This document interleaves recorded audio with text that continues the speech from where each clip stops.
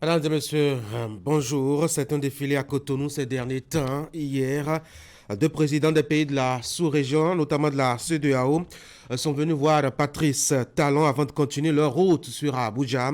On n'en sait vraiment pas plus au sujet de cette escale. Mais la presse aussi n'en fait pas cas. Ce matin, vous suivrez tout de même la une des journaux et la revue de presse tout à l'heure.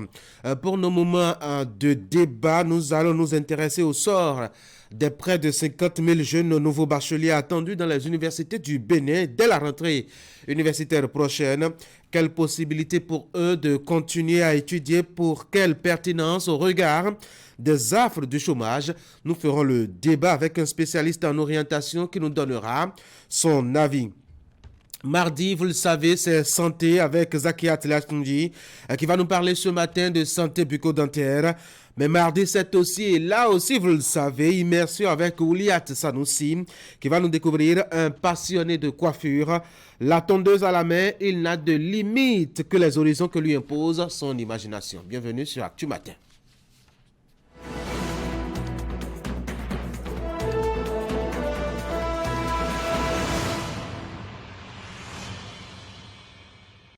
Et c'est le premier rendez-vous sur votre matinale. On va commencer déjà par fraternité. Ça s'appelle la une des journaux. Examen de fin d'année, des taux de réussite éloquents. Placard en manchette, le quotidien, l'arbre qui cache la forêt. C'est une analyse que nous propose le journal. Parlement francophone régional des jeunes. Le Bénin accueille l'événement dès ce mardi. Docteur Nadège Rumpé met au sujet de la dépigmentation. Si quelqu'un veut mourir de manière douloureuse et jeter son argent par la fenêtre par la même occasion, il suffit juste qu'il se dépigmente. Conseil très important donc de Docteur Nadège Rumpé Melomé. Coupe UFOA, zone B des moins de 20 ans, une renversante équipe de Côte d'Ivoire élimine le Bénin en demi-finale.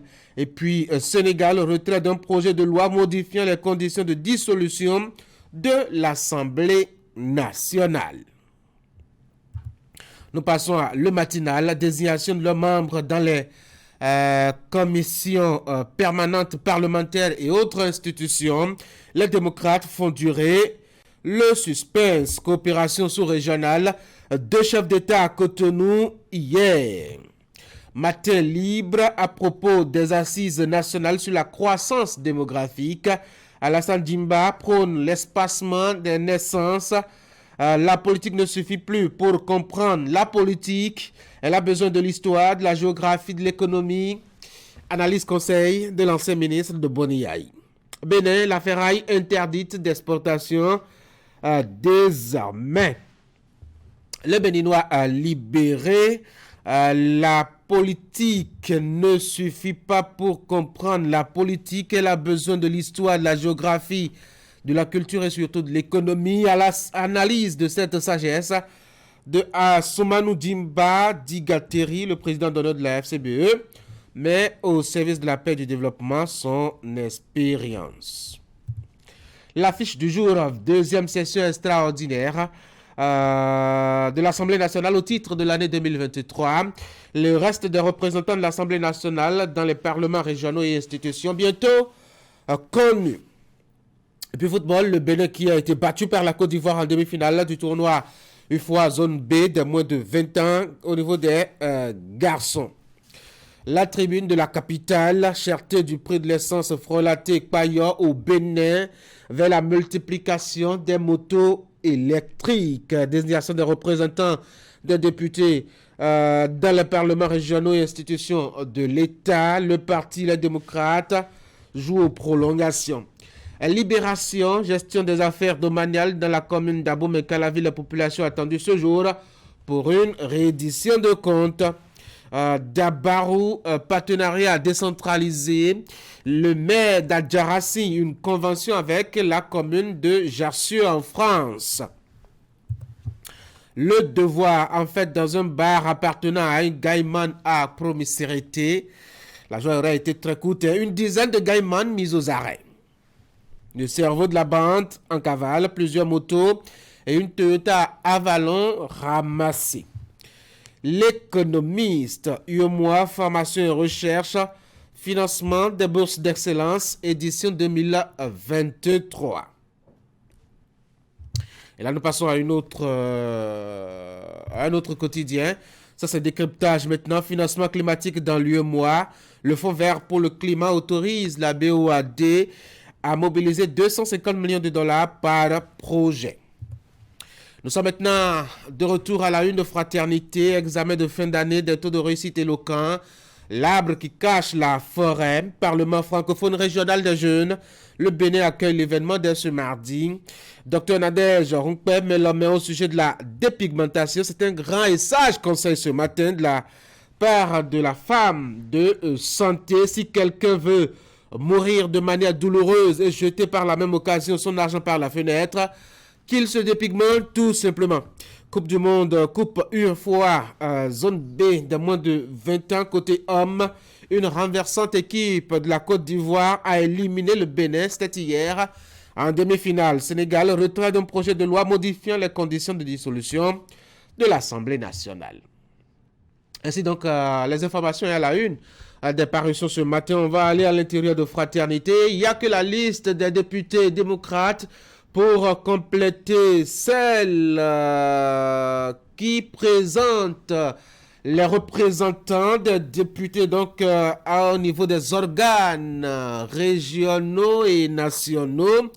Eh bien, c'est toujours attendu et Fraternité vient nous rendre compte ce matin de ce qui s'est passé ce lundi, puisque les députés étaient attendus là-dessus. La séance plénière va reprendre mercredi prochain puisque les honorables n'ont pas pu désigner leurs représentants. Il s'agit justement des députés démocrates. Et voici donc surtout quelques détails au sujet de la manchette que vous propose votre journal qui paraît à Ménotin. Il y a qu'un arbre cache la forêt quand on jette un coup d'œil sur les taux intéressants de réussite aux examens nationaux. Cette année, le bac a donné, ma foi, 63,08%. Vous vous rappelez certainement, ou pour être plus précis en termes de chiffres, 48 007 nouveaux bacheliers. Un chiffre impressionnant, mais qu'est-ce qui se cache derrière justement ces taux de réussite? L'analyse de Fraternité à sa page 3 de ce matin. Et nous aussi, nous allons faire l'analyse dès qu'on sera à nos moments de débat. Ce sera un peu surtout se concentrer sur ce qui attend les nouveaux bacheliers. Après donc cet examen réussi, acheter Fraternité Élysée. Sous la plume de Ange Pauline Touama, cette analyse que vous propose donc votre quotidien. Il y a aussi cette réflexion que vous propose le journal. C'est un page 2, un grand et sage conseil, comme je le disais. Il nous vient de Dr Nadège Runkpe Melomé. C'est à propos de la dépigmentation. Il y a un secret qu'elle vous livre. Eh bien, si vous avez envie de mourir tranquillement et surtout de jeter votre argent par la fenêtre, eh bien, choisissez de vous dépigmenter. C'est la meilleure et très bonne solution.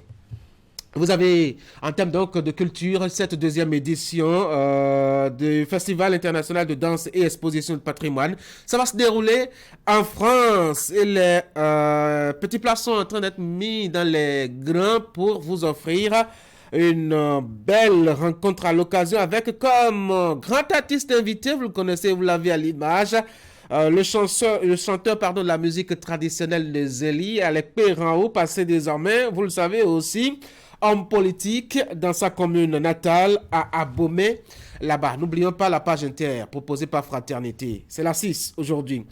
Achetez le quotidien, vous découvrez l'actualité au Sénégal, en Gambie, en Côte d'Ivoire et quelque part au Tchad. Voilà un peu ce qu'on peut dire de l'actualité proposée par les quotidiens. Achetez-les, lisez-les, c'est toujours intéressant. Et surtout, n'oubliez pas de vous offrir l'exemplaire du jour de Fraternité. C'est le meilleur quotidien à Cotonou. La meilleure télévision à Cotonou, c'est Canal 3 Bénin. Vous êtes déjà connectés ce matin. Merci pour la fidélité. Nous avons rendez-vous tout de suite avec le bulletin de l'information. Vous connaissez celle qu'il présente. C'est Florence Bossa qui est déjà là. Florence, bonjour. Bonjour Tanguy, bonjour chers amis. Vous aurez à nous présenter le bulletin dans le menu de votre édition de ce matin, l'état de coopération avec le FIDA qui est au cœur d'une visite du vice-président du Fonds international de développement de l'agriculture au Bénin. Pour sa première journée de travail tenue ce lundi, la délégation du FIDA, conduite par son vice-président, a été reçue au cabinet du ministre de l'Agriculture, de l'Élevage et de la Pêche. Les détails à suivre donc dans le bulletin, les images qui viennent avec un peu de retard. Au niveau du deuxième titre, nous ferons un zoom sur les femmes chefs d'entreprise et sur le e-commerce et la protection des données à caractère personnel. C'est une formation organisée par la Chambre de commerce et d'industrie de Bénin. Les travaux qui se tiennent au siège de l'institution, c'est à Cotonou. Voici la transition pour suivre le bulletin de l'information.